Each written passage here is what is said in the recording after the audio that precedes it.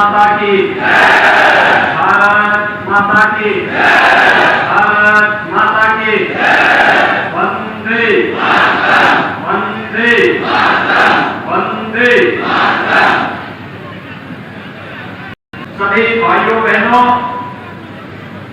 आज लगभग 70 करोड़ रुपए की लागत से इस विधानसभा की तमाम परियोजनाओं के लोकार्पण और शिलान्यास के कार्यक्रम में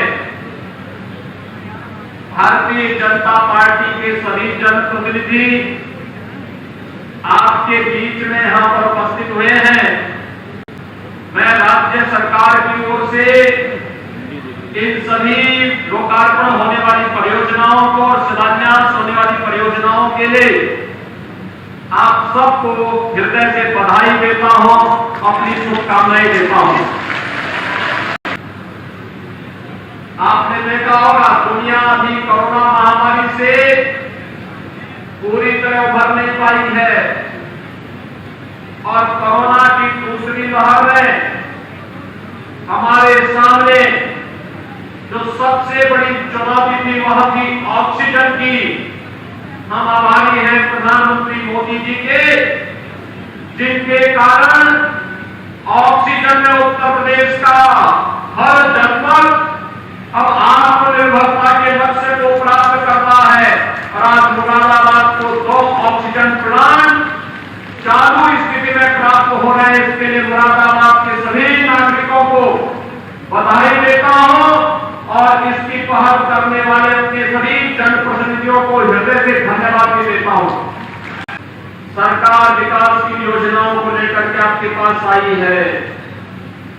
विकास की योजनाओं के लिए परिश्रम करना पड़ता है, शासन में बार बार जाकर के अपनी बात को रखना पड़ता है, स्थानीय स्तर की समस्याओं का समाधान करना होता है और तब विकास आता है। कोई विधायक भाजपा का ऐसा नहीं जिन्होंने अपनी विधानसभा क्षेत्र में 1500-2000 करोड़ रुपए से कम के कार्य न कराए हो, लेकिन जहां पर विपक्ष के विधायक हैं उनको विकास से कोई मतलब ही नहीं।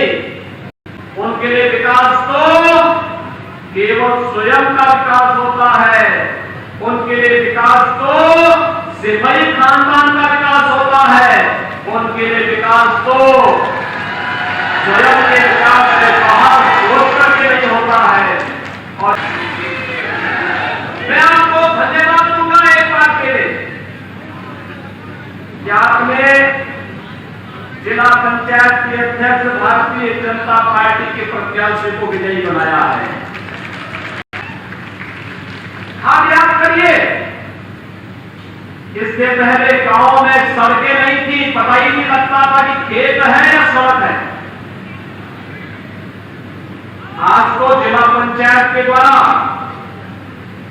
नई, पहले तो हॉट मिक्स प्लांट की सड़कें गांव में बनाई जा रही हैं और दूसरा एक नई तकनीक के साथ ही जिला पंचायत अब सड़कों के निर्माण की कार्रवाई को आगे बढ़ा रहा है।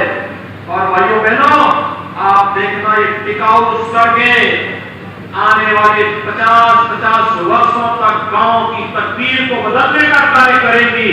जब अच्छी सरकार आती है तो विकास की सोच लेकर के आती है।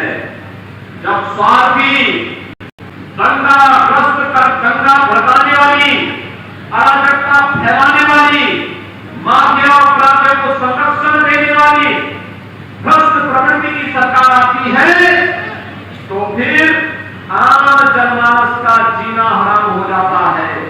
लेकिन आपने देखा होगा, हमारी सरकार 2017 में आई थी, आपने प्रधानमंत्री मोदी जी का और उस समय के भारतीय जनता पार्टी के अध्यक्ष माननीय श्री अमित शाह जी के आह्वान पर भारतीय जनता पार्टी के प्रत्याशियों को वोट दिया।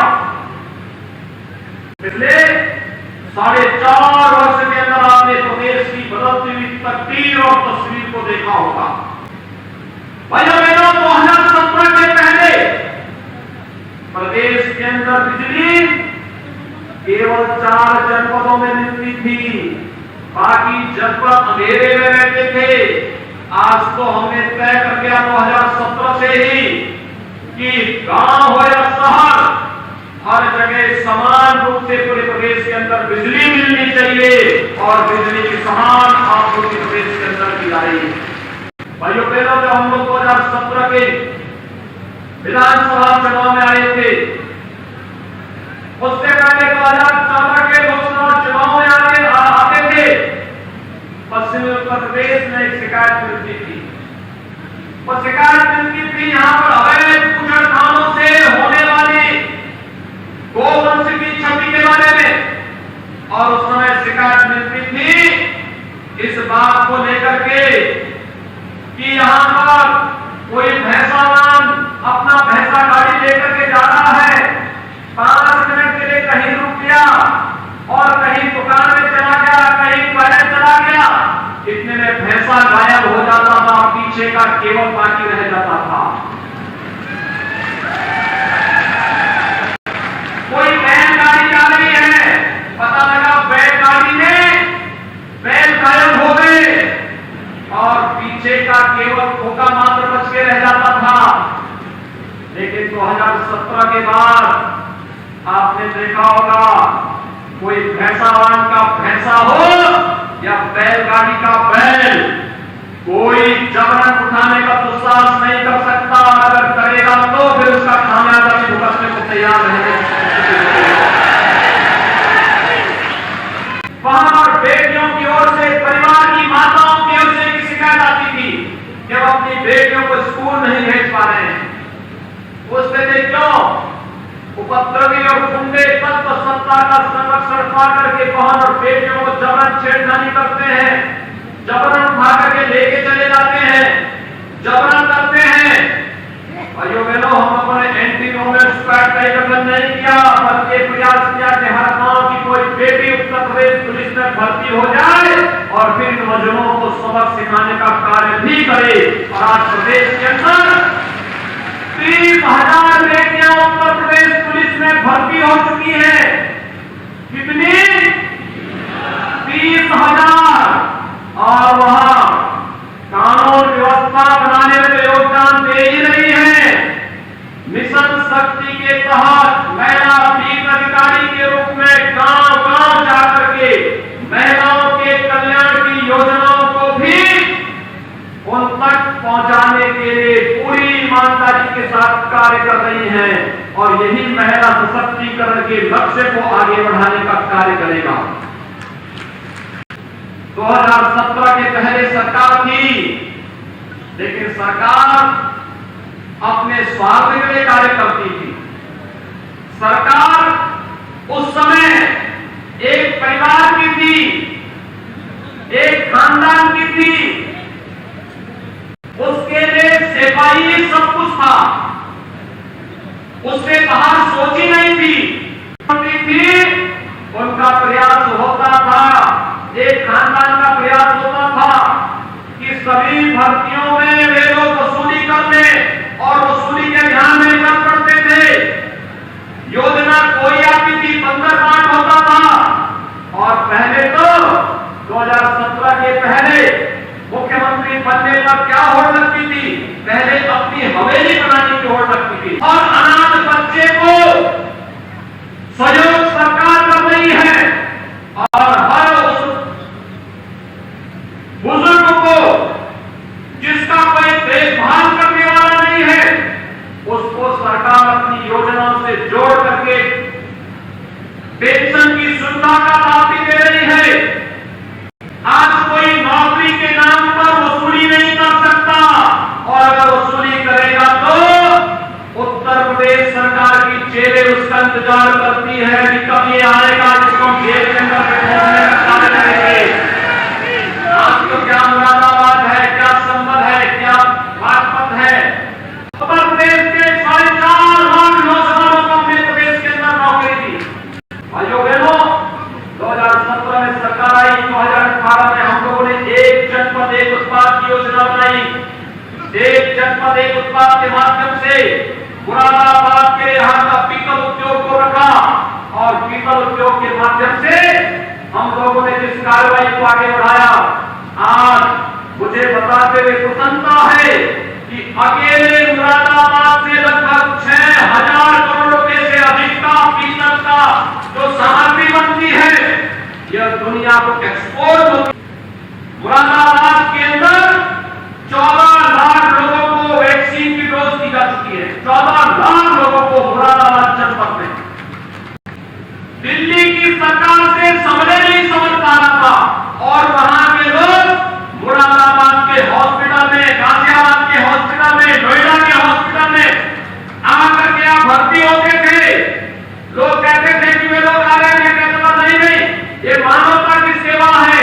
भगवान अगर हमारे लोगों को स्वस्थ रख रहा है तो जो भी आएगा उसकी सेवा करेंगे, फ्री में उपचार की सुविधा उपलब्ध करवाने का कार्य करेंगे। उत्तर प्रदेश के कई ज्यादा मौतें दिल्ली के अंदर हो गई, जबकि दिल्ली की आबादी उत्तर प्रदेश के 1/12 हिस्सा। किसान सम्मान निधि प्राप्त करने वाले हर किसान के खाते में पैसा भेजा। वृद्धावस्था पेंशन राशि पहला पेंशन धारक के खाते में पैसा भेजा। और यही नहीं, देश के अंदर 80 करोड़ लोगों को, उत्तर प्रदेश के अंदर 15 करोड़ लोगों को फ्री में राशन देने का भी कार्य किया। क्या ये फ्री में राशन पिछली सरकार में देती थी क्या? पिछली सरकार के समय में गरीबों को फ्री में राशन मिलता था? नहीं। तो हम लोग कहते थे कि डॉक्टर श्यामा प्रसाद मुखर्जी ने कहा कि एक देश में 2 प्रधान, 2 किसान, 2 विधान नहीं चलेंगे, नहीं चलेंगे। और मोदी जी ने 2019 में देश के अंदर आतंकवाद की दंडी धारा 370 को सदैव के लिए समाप्त कर दिया है। आप लोग याद करते थे, हमेशा नारा लगाते थे, हम लोग आते थे, चुनाव में नारे लगते थे, रामलला हम आएंगे, मंदिर वहीं बनाएंगे। और फिर पत्रकार और विपक्षी लोग हम पर टिप्पणी करते थे, लेकिन तिथि नहीं बताएंगे। लेकिन आज तो अयोध्या में भगवान राम के भव्य मंदिर के निर्माण का कार्य युद्ध स्तर पर चल रहा है।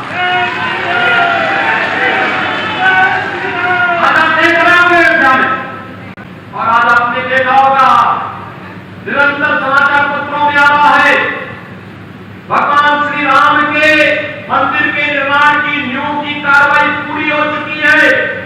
एक ऐसा मंदिर 1000 वर्षों तक कोई भी आपदा, किसी भी प्रकार की परिस्थिति से बिगाड़ नहीं सकती। ऐसा भव्य मंदिर, दुनिया में एक अनूठा मंदिर बन रहा है अयोध्या में, रामलला की पावन भूमि पर। भाइयों बहनों, मैं आपसे पूछना चाहता हूं, क्या रामलला का मंदिर कांग्रेस के लोग बना पाते क्या? आपको विश्वास है क्या? और सपा के लोगों पर, क्या सपा के लोगों पर आप विश्वास करते हैं? क्या वे राम मंदिर बनाते? और मोहन जी की पार्टी पर बना पाते? कौन मंदिर बना रहा है? सैकड़ों वर्षों की बाधा को दूर करके आप अयोध्या में भगवान राम के भव्य मंदिर के निर्माण की कार्रवाई शुरू हुई। आपको अच्छा लगा? सभी लोग सहमत हैं? सबको लगता है कि अयोध्या में अच्छा हुआ? 2017 में हमारी सरकार आई, 86 लाख किसानों का 36,000 करोड़ रुपए का कर्ज माफ हुआ था। 1,45,000 करोड़ रुपए का गन्ना मूल्य का भुगतान हुआ है। और स्पष्ट कह दिया गया है कि नया सीजन आने के पहले गन्ना मूल्य का जो शेष 5,000 करोड़ रुपया बकाया है, ये भी भुगतान होना चाहिए। किसान भाइयों को ये भी मिल जाना चाहिए। और 4.5 वर्ष से हमारी सरकार इसी प्रकार से कार्य कर रही है। अगले 6 महीने का कार्यकाल बहुत महत्वपूर्ण होगा। भाइयों बहनों, आप लोग क्या 6 महीने का समय पर हम 4.5 वर्ष जनता जनार्दन को समर्पित करते हैं, क्या आप भी 6 महीने का समय भारतीय जनता पार्टी के इस मिशन को उपलब्ध कराएंगे? सभी लोग सहमत हैं? मेरे सामने जो बात यहां पर अभी आई थी, वह सर्वेश सिंह जी कह रहे थे कि यहां पर 1947 के आसपास आने वाले जितने भी पाकिस्तान, बांग्लादेश और अन्य देशों से जो लोग आए थे, उनके जमीन के पट्टों से संबंधित मामले लंबित पड़े हुए। और हमारी सरकार ने एक कमेटी का गठन भी किया है, जो सुशांत सिंह के नेतृत्व में ये सभी किसान मेरे पास आए थे, हमने एक कमेटी का गठन किया है। भाइयों बहनों, हम लोग इस समस्या का समाधान करने के लिए पूरी प्रतिबद्धता के साथ तैयार हैं। जो कानून मोदी जी ने बनाया था सीएए का, उस कानून के तहत पाकिस्तान, बांग्लादेश और अफगानिस्तान से आने वाले और हिंदू को प्रदेश के अंदर नागरिकता देने का अधिकार भी दिया गया था और वह दिया भी जाना है। लेकिन विपक्षियों ने कितने बड़े बड़े आंदोलन करवाए थे, दंगे करवाने के प्रयास किए थे और बंगा इस हद तक करवाने का प्रयास की निर्दोष व्यापारियों के प्रतिष्ठानों को जलाएंगे। और इसीलिए मैंने कहा, अगर यहाँ जलाओगे तो फिर तुम्हारी पूरी आने वाली पीढ़ी इसका भुगतान भी करेगी, याद रखना। और मैं आपको आश्वस्त करने के लिए आया हूं, आपके स्वाभिमान और सम्मान के लिए सरकार कानून के अनुसार हर प्रकार की सुरक्षा का कवच आपको उपलब्ध करवाने का कार्य करेगी। हर बहन बेटी को सम्मान भी देगी, सुरक्षा भी देगी और उनके स्वावलंबन के लिए कार्य भी करेगी। हर नौजवान के नौकरी और रोजगार की संभावनाओं को लेकर के सरकार कार्य कर रही है, इसको और मजबूती के साथ आगे बढ़ाने का कार्य करेगी। धनगर समाज से जुड़ी इस समस्या के समाधान के लिए भी सरकार पूरी संवेदनशील तरीके से कार्य कर रही है। और भाइयों बहनों, इस समस्या का समाधान भी कोई करेगा तो भारतीय जनता पार्टी की सरकार करेगी, कोई दूसरा नहीं कर सकता। आप सब मेरे साथ बोलेंगे, जय श्री राम।